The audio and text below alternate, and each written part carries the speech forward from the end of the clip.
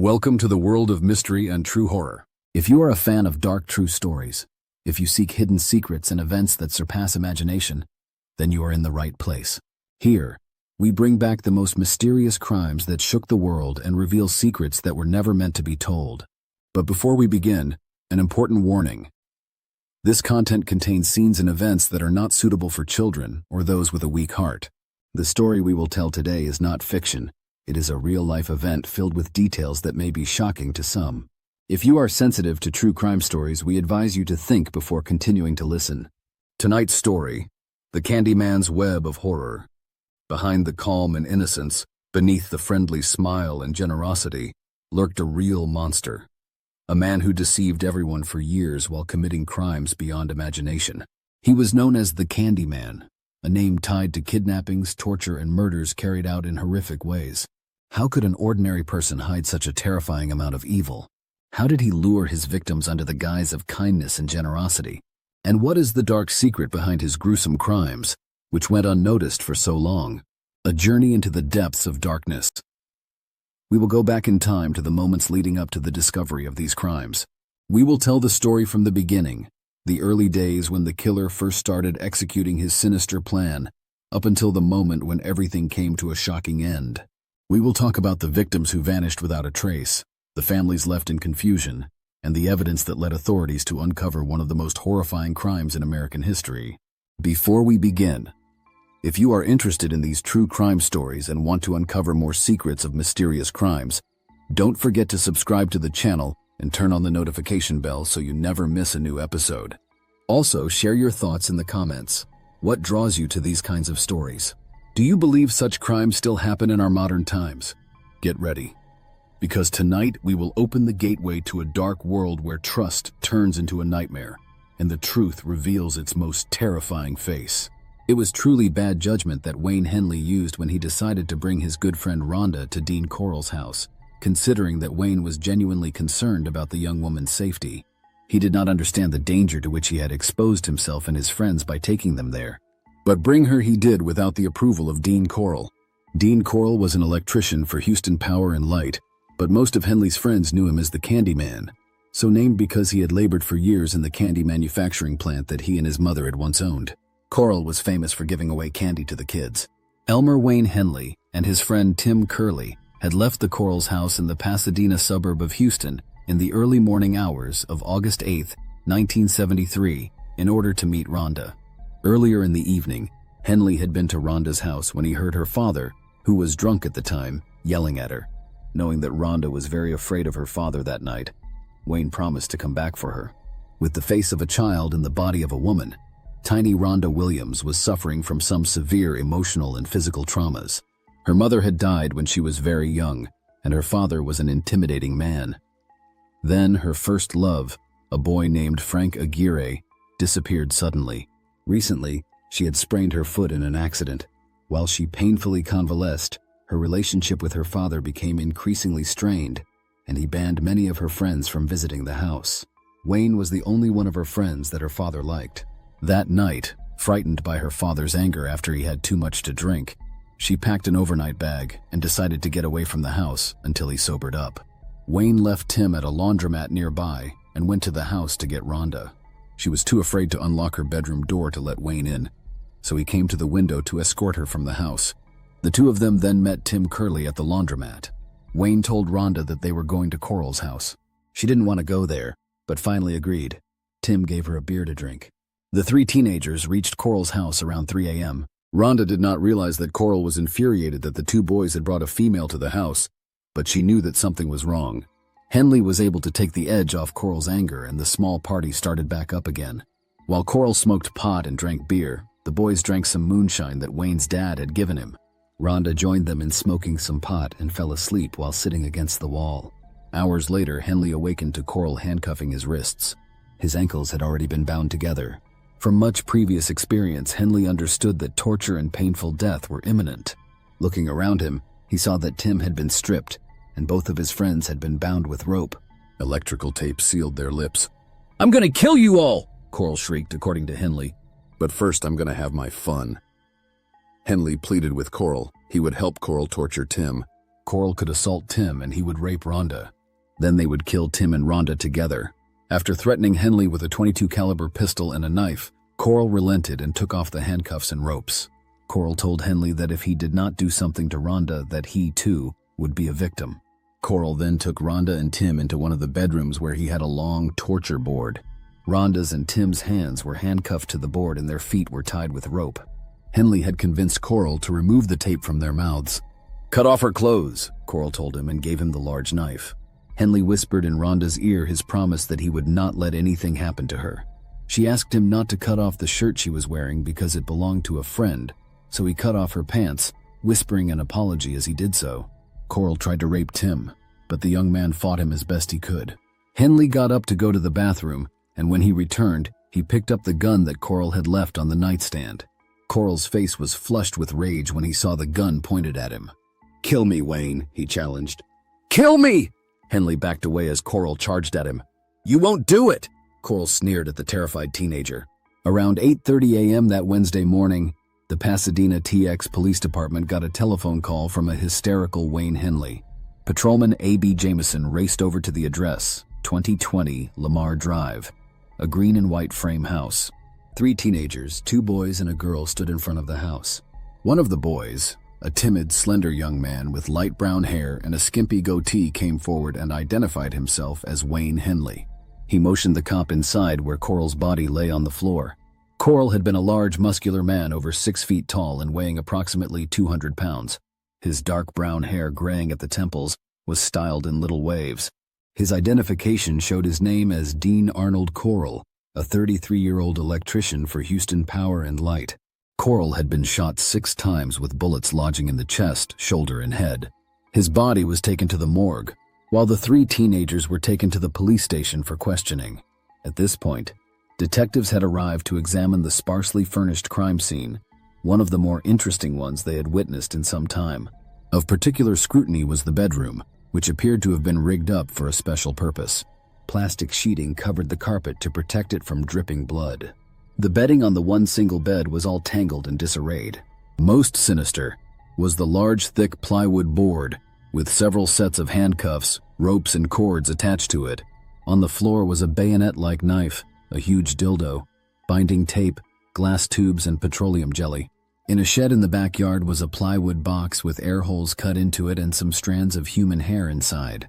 Neighbors said that the house had belonged to Dean Corll's father, Arnold, also an electrician, who had let his son take over the house when he had moved away.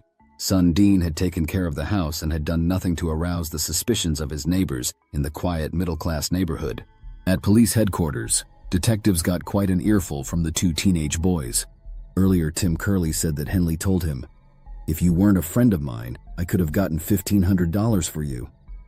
Henley told police that Corll was a homosexual and pedophile that paid him to procure victims, which Corll later murdered and buried in a boat shed.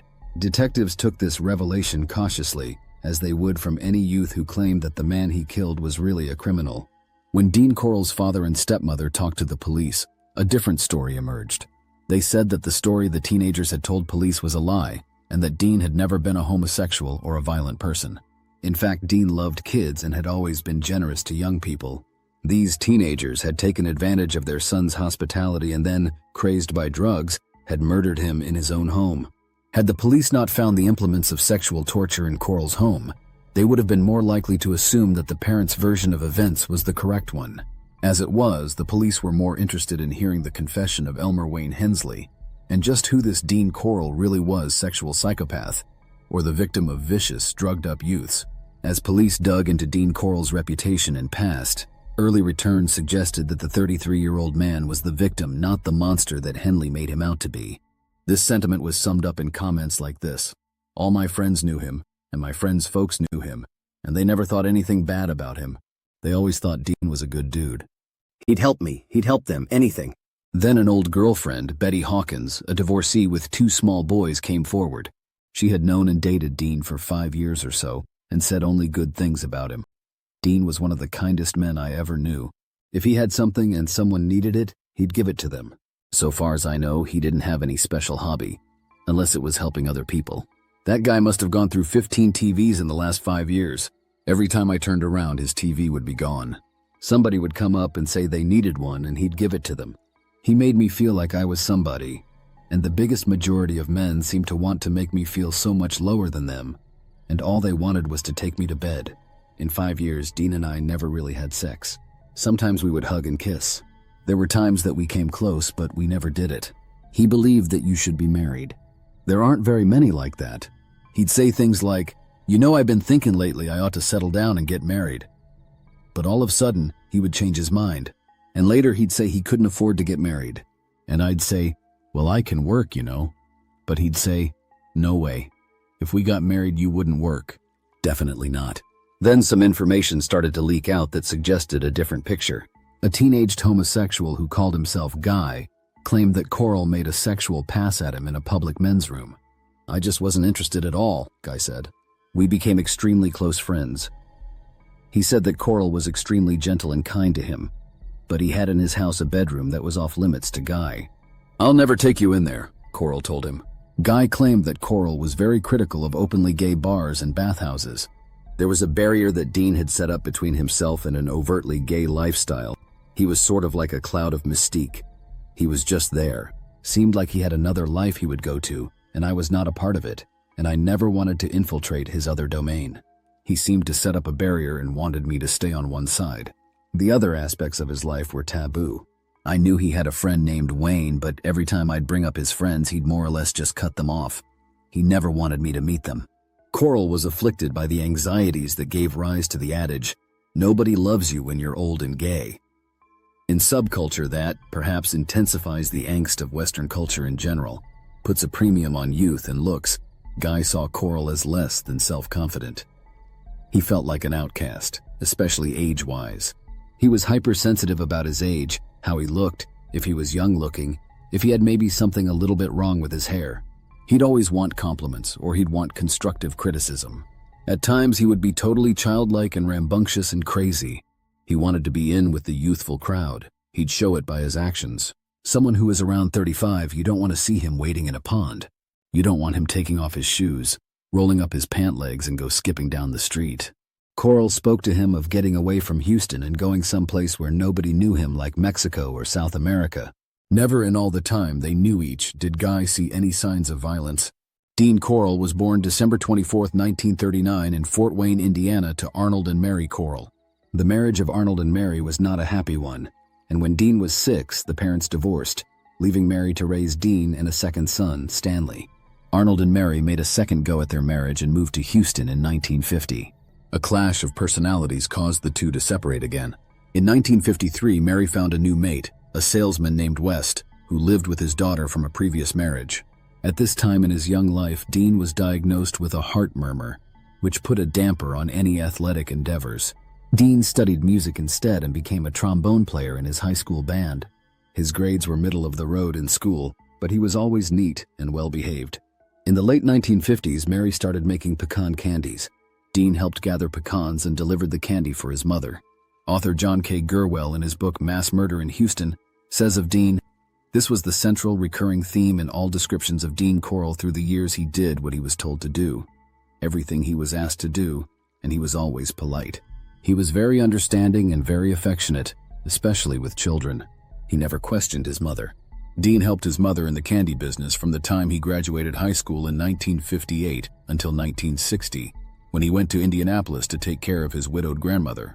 When Dean came back to Houston in 1962, Mary had set up a candy production facility in her home and turned her garage into a candy store. Dean became second in command in his mother's candy business and lived in an apartment over the garage. He made candy at night, while during the day, he brought in a regular salary with Houston lighting and power. In 1964, Dean was drafted, but was released from the Army a year later on a hardship discharge. He went back to help his mother keep the candy business alive. Mary, in the meantime, had decided to divorce her husband and needed her son's help all the more. Dean stayed on good terms with his father, who had remarried and lived in the house on Lamar Drive. The candy company moved to West 22nd Street near Helms Elementary School in the Heights area of Houston. Dean invited all the local kids in for free candy and became known as the Candy Man. Mary found yet another new husband, a merchant seaman, but this union split asunder in 1968 after a few short years. The candy factory was closed and Mary moved to Colorado where she began another candy business. With the candy store out of his life, Dean turned to the other family business, the electrician's trade. He was training in that discipline when he was killed. The secret life that Dean carried on without the knowledge of either parents or step-parents nonetheless had taken a toll on Dean. His family saw the signs of emotional distress without realizing the causes. Mary said that Dean had been very depressed a few days before his death and talked of being in trouble.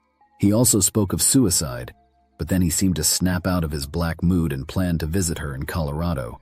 There was even talk of marriage to Betty Hawkins. Dean's father and stepmother were also aware of his moodiness and concerned that there were people at Dean's home that were behaving suspiciously. They were frankly concerned that Dean had fallen under the control of someone dangerous. The possibility that closet homosexual Dean Corll had become a victim of unscrupulous young druggies or others who might have taken advantage of Corll's generosity was investigated.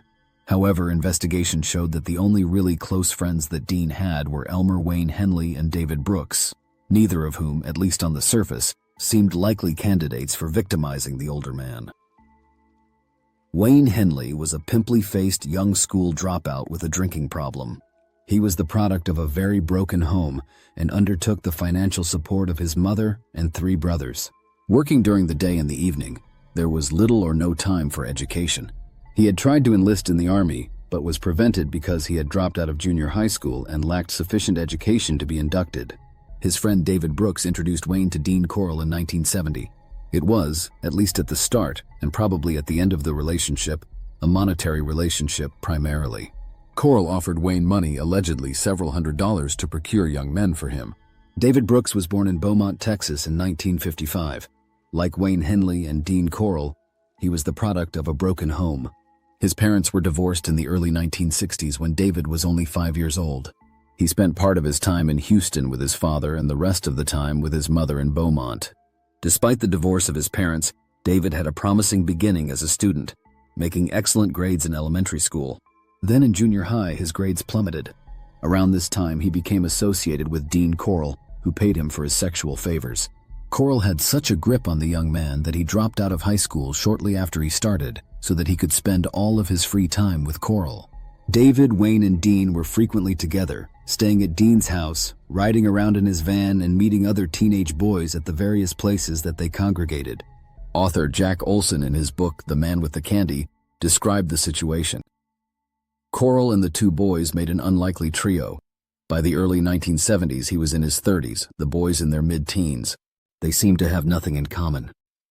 To most of the people in the Heights, the odd trio was seen only as a hawk is sometimes seen in the woods, in quick silhouette, or as a subliminal shadow swiftly past. Individually, Corll, Henley, and Brooks maintained low profiles. They were regarded as losers, ciphers in the teenage society. As a threesome, the old mathematical precept applied. Multiples of 0 are 0. Certainly not all parents know for sure that their children did not run away, but could instead be the victims of foul play. Often parents are oblivious to the tensions, unhappiness, or external pressures that lead a youngster to leave home. However, there are many situations in which parents are close enough to what is going on in their children's lives and have a good enough relationship with their children to know for sure that they did not run away. Often this firm belief on the part of the parents is buttressed by other factors. When the youngster disappeared, there was no evidence of planning. The youngster had not taken any clothes or treasured belongings or money. There were no major arguments, punishments, or troubles at school that could cause desperation. The youngster disappeared under circumstances that do not correspond with behaviors of a runaway. For example, the young person may have vanished on the way to the swimming pool or a movie or after getting into a strange car. The list of circumstances that argue against a kid being a runaway is lengthy. Why is it then that police departments all over the globe persist in assuming that missing teenagers are runaways, unless evidence of foul play is documented? Yes, kids do run away. In fact, many kids run away, not just to avoid responsibility for something they have done, or because real or perceived environmental conditions at home or school are intolerable, or they think their parents don't care or don't love them, but sometimes they are running to something or some place they believe is more exciting, more tolerant, more fun. Yet, the history of serial murder is haunted by hundreds of cases of missing youngsters and adults who the authorities have decided have chosen to run away. Why? Some of the reasons are likely that the missing persons sections of police departments are frankly not staffed with the upwardly mobile officers, and they are frequently understaffed and under-budgeted. Very few police departments are interested in expending limited resources when it is not crystal clear that a crime has been committed. Not unless it is a high-profile case like the recent Chandra Levy case, where there is a scandal involving a congressman and parents who were not about to let the police bury the case in a file cabinet. In so many cases of serial murder, the Atlanta child murders, the Moors murders in Britain, and the crimes of Ted Bundy, Jeff Dahmer, and John Wayne Gacy, to name a few well-known cases, the list of victims is far longer than it would have been if the police had simply spent more effort separating out suspicious disappearances of young people from probable runaways. Such was the case in Houston in the early 1970s. Houston was growing rapidly, and there were simply not enough police per capita to keep the crime rate under control. Missing persons was a real afterthought, especially if the person missing was a kid from a rundown neighborhood. Such a neighborhood was the Heights, an old area of the city that boomed in the late 1800s, but was tired and decrepit after World War II. A huge tragedy began quietly in the Heights on May 29, 1971. 13-year-old David Hilligiest and his 16-year-old friend Gregory Malley Winkle did not come home from a trip to the neighborhood swimming pool. According to author Jack Olson, the Hilligiests were told by police that times had changed. Boys were running away from the best of homes nowadays, and said he would have to list David in the runaway classification. No, there would be no official search for the child, but if he were spotted during school hours, he would be stopped and questioned. That was all the law allowed. A runaway was not a criminal. The boys' parents put forth a Herculean effort to track down what happened to the kids. That night, Mrs. Winkle got a very strange phone call from Malley just before midnight. When she asked where he was, there was a long pause. "We're in Freeport, Mother," her son told her. "I called to let you know where I was." She was very angry that he had gone some 60 miles away from Houston and asked him what he was doing and who was with him. He told her he was just with a bunch of boys swimming, but that they would bring him home later. The next day, she heard that Malley and David had been seen in a white van, but none of his friends knew what had happened to the boys. The Hilligiests drove to Freeport to search for the boys, distributed flyers, offered a reward, and even hired a private detective with their very meager funds, but to no avail. One of David's friends, Wayne Henley, dropped by the Hilligiest home with an offer to help pass out the posters that the parents had printed up. The younger Henley boys played with David's younger brothers. A few months later, on August 17th, 17-year-old Reuben Watson was given some money by his grandmother to go to a movie and told his mother he would see her when she got home from work at 7:30 p.m., but he never made it. 10 months later, on March 24th, 1972, Rhonda's boyfriend, Frank Aguirre, finished his shift at the Long John Silver's restaurant and told his mother he would be home by 10 p.m. He also called Rhonda and said he was on his way to her house. She waited outside, but he didn't come. She walked down to the corner and noticed that Frank's car was gone. Rhonda went back home and continued to wait, but he never showed up. Instead, he disappeared. Months later, when Rhonda and some of her friends were hanging out at Long John Silver's after school, Wayne Henley came into the restaurant looking for Rhonda. He pulled her aside and told her to stop thinking that Frank would ever return. Wayne told her that Frank had gotten into some trouble with mafia-type people, and they had taken him. Wayne told her that he couldn't say any more than that, because he was afraid of those people, and he was putting himself in danger for speaking to her about Frank. Then Wayne left the restaurant and got into Dean Corll's van. 4 friends from the same neighborhood had vanished without a trace. Their families and friends knew that they weren't runaways. But the police? That was another matter. They were considered runaways, and that was the end of police involvement. But that was not the end of it for families in the Heights. On May 21, 1972, 16-year-old Johnny Delhomme vanished along with his friend 17-year-old Billy Balch. 3 days after they disappeared, Mr. Balch got a letter from Madisonville, Texas, 70 miles out of Houston. "Dear Mom and Dad, I am sorry to do this, but Johnny and I found a better job working for a trucker loading and unloading from Houston to Washington, and we'll be back in 3 to 4 weeks. After a week, I will send money to help you and Mom out. Love, Billy." The Balchies were not relieved when they read the letter. While the address on the envelope was in Billy's handwriting, the note itself was either made to look like Billy's handwriting or Billy had written it under duress. But more sinister than that was that Mr. Balch, who drove a truck for a living, realized that there was no job like what was described in the note. Johnny's family also received a similar letter which they believed was in Johnny's handwriting, but the spelling was so perfect that they knew he had not composed it unassisted. The police were no help, so the Balchis tried to run down clues on their own. As they trawled through suspicious incidents in their son's past, they remembered David Brooks had given Billy some dope, which they reported to the police. They also recalled Dean Corll, Brooks' companion, who used to have Billy and other neighborhood kids in his home on a continuous basis. When Mrs. Balch asked Billy what he and the other boys do for hours at the home of Dean Corll, Billy told her, "We play the stereo and watch TV, and Dean shows us things. Once he showed us his handcuffs. We were there with a couple of other boys, David Brooks and somebody else, and they got to playing around with the handcuffs and put them on one of the boys, and then Dean couldn't find the key. He never found the key to take them off. When Billy's father heard about that, he was very displeased. It's not normal for a man that old to be playing games with little boys." The Balchis went looking for the candy man.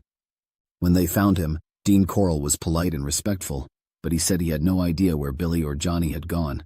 Almost unbelievably, variations of this story played out for over one more year until August of 1973.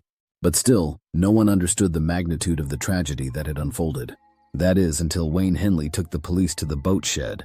Wayne Henley claimed that Corll had murdered several boys and buried 3 of them in a boat shed several miles south of Houston. In late afternoon, he guided police and some prison trustees to a street named Silverbell and a marina with a business called Southwest Boat Storage. Dean Corll's stall was number 11. Author John K. Gerwell describes the scene. The stall had no windows, and the officers moved slowly as they accustomed their eyes to the gloom of the deep interior. 2 faded carpets covered the earthen floor, stretching from the entrance back 12 feet. One was green, the other blue. Inside the doors on the left stood a huge, empty appliance carton. A half-stripped car body, covered by a sheet of canvas, sat in the right rear area of the stall. Behind the barrel in the corner was a plastic bag, and inside this was an empty lime bag. In the blazing August heat, the trustees that police had brought along for the digging reached a layer of lime. The sweat poured off the prisoners as they dug through the white layer of lime. A few inches later, detectives saw some plastic sheet, which held the naked body of a boy about 13. "It's my fault," Wayne whined to the detectives. "I can't help but feel guilty, like I done killed those boys myself. I caused them to be dead. I led them straight to Dean." Below the first body was a skeleton. Then, when they dug to the right of the first grave, the bodies of 2 additional teenagers were found. One had been shot and the other strangled. The owner of the boat storage facility, Mrs. Maynier, told the police what a nice person Dean Corll seemed to be. He had rented the shed for almost 3 years and visited it several times a week. While she did not know what was in the shed, Corll told her it was almost filled and wanted to rent additional space. While the bodies were being uncovered, the news media had gotten wind of the discovery and had descended in force. By midnight, the bodies of 8 victims had been recovered. Jack Olson captured the horror of the police in a phrase. They had all seen death, but none had encountered the wholesale transfiguration of rollicking boys into reeking sacks of carrion. By the end of the first day, the Hilligeists and Mrs. Winkle and several other parents understood why they had never seen their boys alive again. The next day, with 8 bodies on their hands, police wanted to talk to Wayne Henley again. Wayne said that he had not participated in the torture or the murders, but he was a witness to the atrocities that Corll committed. When he heard that David Brooks had made a statement, it encouraged Wayne to confess his complete involvement. Between the confessions of David Brooks and Wayne Henley, a terrible tale unfolded of treachery, torture, mutilation, and murder. Wayne finally admitted that he had taken part in the sadism and murder, as well as the procurement of new victims. Prospective victims had to be young and good-looking. Corll, Henley, and Brooks would recruit them individually or as a trio. They planned regular parties with alcohol and marijuana. What was so astonishing was that Henley and Brooks recruited their friends, childhood friends of many years, knowing full well that these friends would be tortured and murdered. Some of the boys had been castrated. Another's penis had been chewed. Some had been beaten or kicked to death. By the end of the second day of the investigation, the body count had risen to 17. Both Henley and Brooks were told to make a list of every boy that they remembered as a victim. Henley, who never stopped talking, told police that several boys were buried near Lake Sam Rayburn and on the High Island beach. A trip was planned immediately to those sites. Several bodies were discovered fairly soon, but since it was late in the day, further digging had to wait until the following day. Over the coming days, 17 bodies were found in the boat shed, and before the investigation was completed, the bodies of 27 boys had been unearthed, making the serial murder case the largest in U.S. history, beating the existing record of Juan Corona's 25 victims. As the digging and discovery of bodies wound down, the evidence against Henley and Brooks increased. The future of the two young men did not appear bright. Wayne Henley delivered justice to Dean Corll on August 8, 1973, when he shot him in self-defense. Wayne and David Brooks had been planning to kill Corll because they were afraid of him and afraid that he had gone crazy. They had always considered themselves potential victims and worried that they might not see it coming fast enough to escape. Also, Dean had been acting very strangely, and they feared that his increased need for new victims and intensified savagery with the latest victims posed a threat to their collective security. Despite their confessions of murdering and torturing a number of victims, neither Henley nor Brooks were likely candidates for the newly defined Texas guidelines on capital punishment. The legislature did not provide that murder committed during just any felony could be punishable by death only kidnapping, robbery, burglary, forcible rape, and arson. In 1974, Wayne Henley was convicted of murder in the deaths of 6 boys and was sentenced to 6 consecutive 99-year terms. In 1975, David Brooks was convicted of murder in the death of one 15-year-old boy and was sentenced to life. Every 3 years by law they come up for a parole hearing, but each time it is rejected. Mr. and Mrs. Walter Scott, whose son was murdered in the serial murder case, attends each parole review to ensure that the parole board does not forget their crimes, which top the list of the worst crimes in the past 100 years in Houston history. Wayne Henley has taken up art in prison and paints flowers and other nonviolent subjects. The offering of his paintings and other personal items on eBay has caused a stir of protest in the city of Houston and elsewhere.